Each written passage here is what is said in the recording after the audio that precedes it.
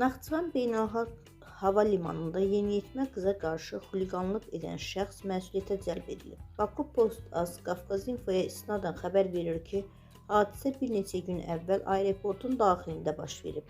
Belə ki, Bakıya getmək üçün hava limanına gələn Süleymanov orada adam gözləyən 2011-ci il təvəllüdlü Aytəni görüb. O, tanış olmaq məqsədi ilə qıza yaxınlaşıb, lakin müsbət cavab almadığından onların arasında insident baş verib.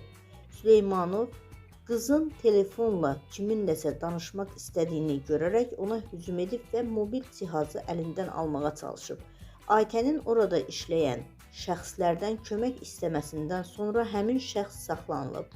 Polis onun barəsində İnzibati Xətalar Məcəlləsinin 510-cu maddəsi ilə protokol tərtib edərək məhkəməyə göndərib. Naxçıvan şəhər məhkəməsinin qərarı ilə Süleymanov 9 sutkalıq inzibati həbs edilib.